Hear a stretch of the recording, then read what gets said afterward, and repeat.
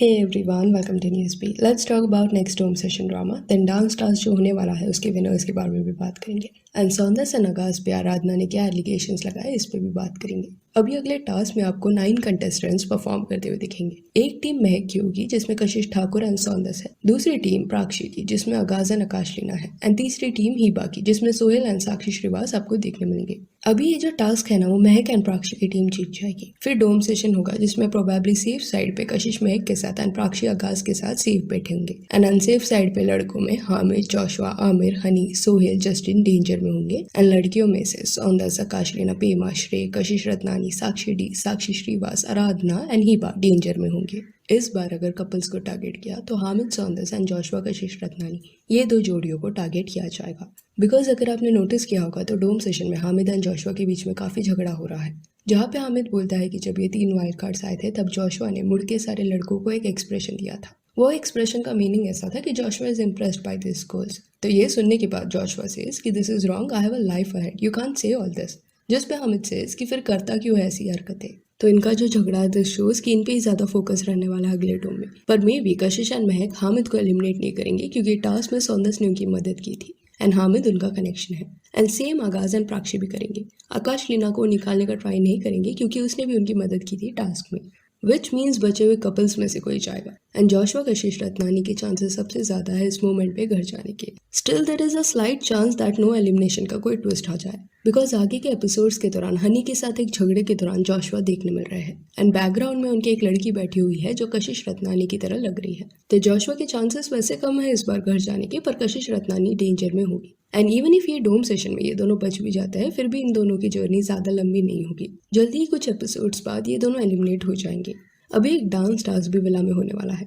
इस टास्क के दौरान डांस पार्टनर्स कुछ इस तरह होंगे: हामिद, सौंदर्य, जस्टिन, साक्षी, सोहेल, साक्षी डी, आगाज, प्राक्षी, गोयल, कशिश ठाकुर, महक, Aamir with Pema and Shrey, Honey may be with Heeba. Then dance task के विनर्स की बात करें तो जस्टिन एंड साक्षी क्योंकि प्रोफेशनल डांसर्स है तो उनका डांस परफॉर्मेंस काफी अमेजिंग होने वाला है. एंड इसी वजह से उनके चांसेस सबसे ज्यादा है टास्क जीतने के.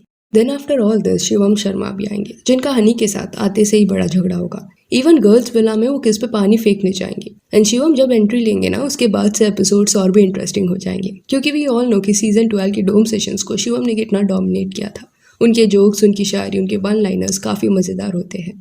एंड गलती से भी अगर किसी लड़की ने शूज नहीं लाए होंगे अपने सूटकेस में तो Shivam will call her out. Then let's talk about the drama that is happening between Saundarya, Aaradhana and आगाज. सो अभी बीच में क्या हुआ था कि सौंदर्य और आगाज ने साथ में एक रील डाला था जिसमें ये लिखा हुआ था कि when she is done using you as a connection and now she wants your friends connection. तो इट वॉज वेरी एविडेंट कि ये रील वाया सौंदर्य एंड आगाज आराधना को टॉन्ट कर रहा है. जिसके बाद ये रील के नीचे आराधना का एक कमेंट आया जिसमें उसने ये लिखा था: if I wanted to use आगाज as my connection I would have faked and continued the game with him. I broke up with him quickly so that he can find a new connection and continue the game.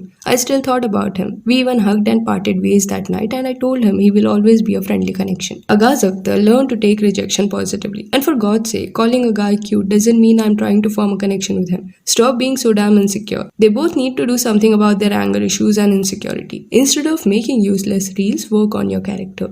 Then यही reel के नीचे ना उर्फी का भी एक comment था जिसमें she wrote, I don't engage with spiritual talk, but one lesson here. It is important for men to take no. Stop insulting women just because you can't take rejection. तो उर्फी यहाँ आराधना के सपोर्ट में बात करी थी. तो उर्फी को ही रिप्लाई करते हुए Aradhana wrote, Urfi exactly, thank you. It shows how low they can get. If Agaz respected my decision, he wouldn't be holding a grudge. So egoistic. I had no respect for Saunders to begin with, but I have lost all respect for Agaz. Also Agaz ने भी इस पे react करते हुए ये बोला, Firstly, it is not about calling someone cute. The problem is the false hope. My only point is if you're unsure about the bond, about the connection, you should say it in the first place. It is not that you didn't get time. We had enough time to talk and we have talked about everything from childhood to career to family and to taste. I have no problem in taking no from my connection. I have said the same before meeting her when I was chatting with insiders Abhimanyu and Anushka. It is absolutely fine if someone doesn't want to continue the game with me. The thing which I don't like is the fake commitments. I have put my blood, sweat, efforts every time so that I can see her, meet her for at least once. It is hard for the audience to understand my point because I have spent a whole night talking to her. So I see this picture from a different angle. People can say whatever they want. Everyone is free to share their thoughts. I have always done what I have to. And I am always going to follow my gut, my heart, even in the future. For a man like me who has come a far way, who understands the value and need of this platform, so for me, wasted time is a big thing. One should be clear from the start, or at least should not give false hopes. Plus, should definitely not show faith and confidence when you're not confident about it from within. God bless you all. फिर आराधना ने भी कुछ stories डाला सौंदर्य and अगाज के against, जिसमें she wrote, this is just so petty and delusional. Agaz Akhtar can't handle rejection at all and Saundarya is living in the 15th century where calling a guy cute is a crime. फिर सौम्या के against भी उसने एक story डाला था, क्योंकि पिछले episode में सौम्या उर्फी से कशिश एंड आराधना के अगेंस्ट बात करती हुई दिखाई दी है, जिसके बाद आराधना एंड सौम्या में काफी झगड़े भी हुए. तो सौम्या के बारे में आराधना ने ये लिखा कि I am sick of this fight, so done. It was so sad seeing how fake people can be. I did not expect her to flip at me. The girl who was pleasing all these other girls suddenly had the courage to start yelling at me. So-called friends who use you to get ahead in the show because everyone else is against them. I was probably the only girl who supported her in the villa and didn't expect this. No wonder everyone was against you in the villa. Urfi was right warning me about you.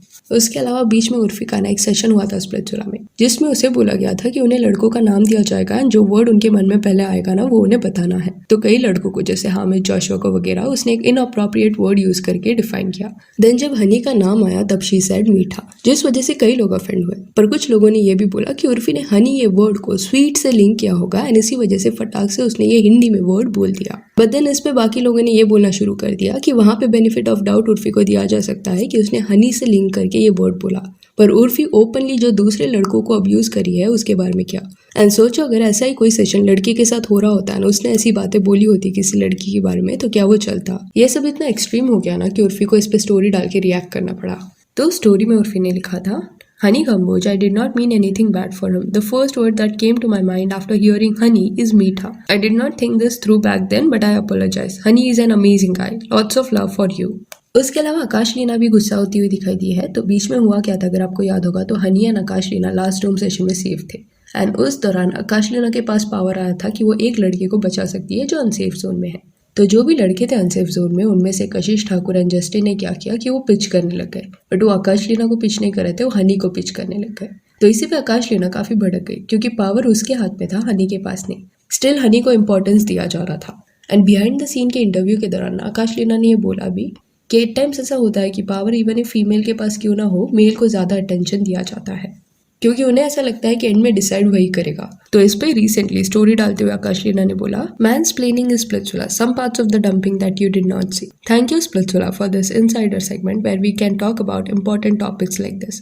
Go watch it. So yeah, that's it for this video. Do let me know कि Hamid सौंदर्स and Kashish Ratnani Joshua ये जो दो couples है, इनमें से आप किसे घर जाते हुए देखना चाहोगे एंड किसकी जर्नी विला में कंटिन्यू होनी चाहिए. And if you want you can follow us on Instagram, जिसका लिंक आपको डिस्क्रिप्शन में मिल जाएगा. और ये वीडियो अच्छी लगी हो तो लाइक एंड शेयर करें और ऐसे और अपडेट्स के लिए चैनल को प्लीज सब्सक्राइब करें. Thank you.